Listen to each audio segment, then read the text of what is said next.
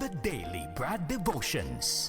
Today's reflection with Pastor Jeff Eliscopides. Brad Jeff, muli, sorry at na naman I broke my promise. May promise ako ng 8:30, nakadalawang araw lang yata ako, ilang araw, 3. Okay lang, Brad Ted. Pero naluluha tayo sa kwento ng batang ito, no? Yes. Ang tindi ng pinagdadaanan nitong si Christine, kaya kinakailangan din natin siya makausap ng masinsinan para din po maunawaan po ang kanya pinagdadaanan. Brad Jeff, napakalaking tulong nito. Sabi nga ni Christine, no, sa mga humuhugot ng inspirasyon dito. We pray para kay Unte, kay Noli Ruby, no, sa kanya pong agad na paggaling matapos ang kanyang operasyon. So, sa lahat po ng mga may sakit, sa lahat po ngayon ng mga may dinadamdam, ito na po ang ating pagkakataon po para makahugot tayo ng inspirasyon. Alright, Brad Jeff, go ahead.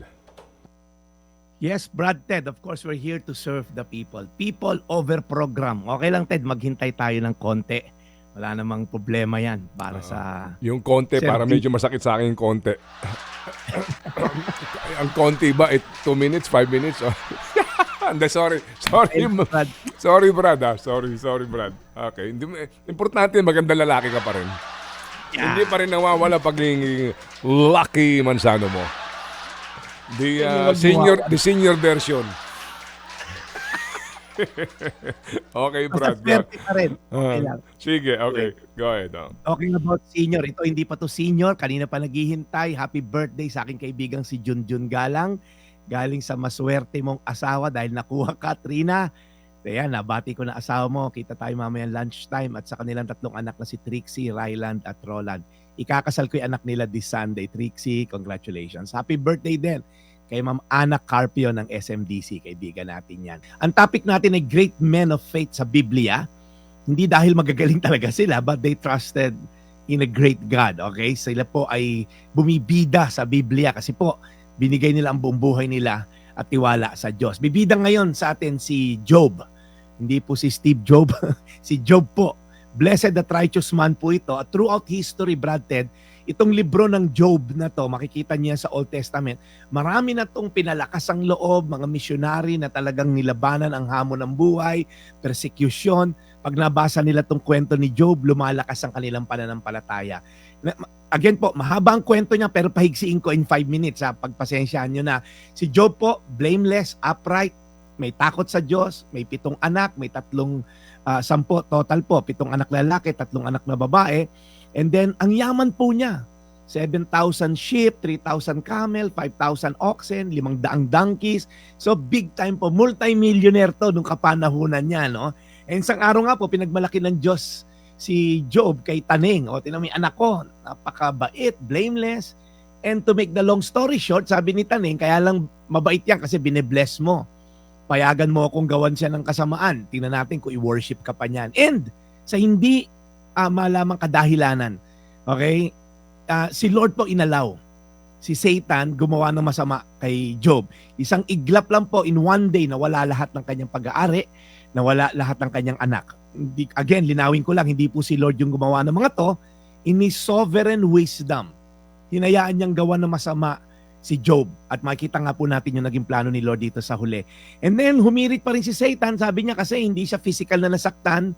And then si Job, binigyan na naman ni Taning ng sakit. Again, pasintabi po sa mga kumakain, matinding malaketong na sakit sa balat. Ang sagot lang po ni Job, the Lord gives, the Lord takes. Siya nagbigay, siya rin ang kukuha. And then dumating na ang point, sabi ng asawa ni Job, isumpa mo na ang Diyos mo, okay, and then mamatay ka na lang. Yan na lang solusyon dyan. But then sabi po ni Job, hindi ganun ang aking relasyon sa Diyos. But again, fast forward ko na po, dumating ang time, kinwestiyon din ni Job ang ginawa ng Diyos sa kanya. Okay, nagkaroon siya ng lakas questionin ang Panginoon. Ang sagot lang po ng Diyos sa kanya, nilitaan niya ni Lord kung gaano siya kamakapangyarihan. Ako nag-create ng lahat na nakikita mo, the sun, the moon, the stars. At ito po ang naging konklusyon ni Job. Sa Job 42:5, nooy nakilala ko kayo dahil sa sinabi ng iba, subalit ngayoy nakita ko kayo ng sarili kong mga mata. Ang ganda po ng ni Job, ulitin ko po. Sabi niya, noon Lord, nakikinig lang kita, naririnig kita sa testimonya ng iba. mabait ka, makapangyarihan ka. Pero ngayon, personal kong na-encounter kung gaano ka makapangyarihan at na-witness ko to sa sarili kong mga mata. Ikaw po na nakikinig ngayon dyan sa taxi na sinasakyan mo, sa Grab na nakasakay ka ngayon. Ikaw na maaari nakikinig sa bahay. Saan mo ba naririnig si Lord? Through daily bread lang ba? Okay po yan, bilang panimula, information po yan. Pero hanggang doon na lang ba?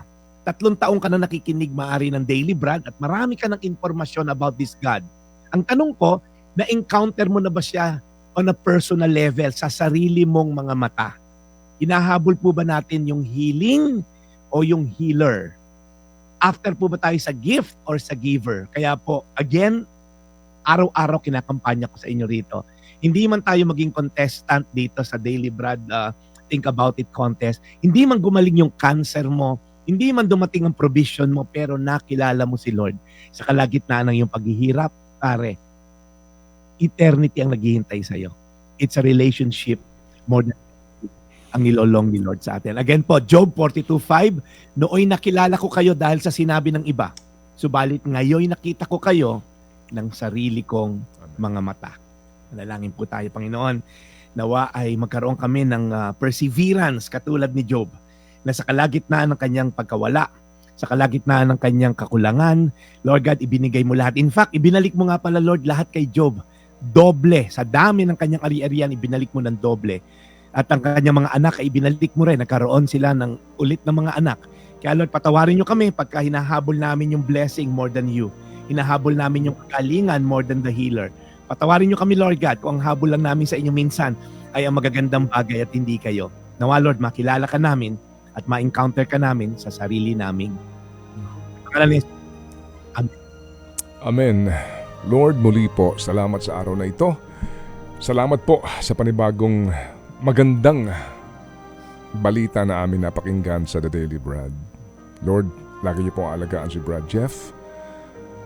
Salamat po sa kanyang pagpapagal at sakripisyo po sa aming programa. Mahal na Panginoon, salamat po sa lahat ngayon na nagdarasal para kay Christine.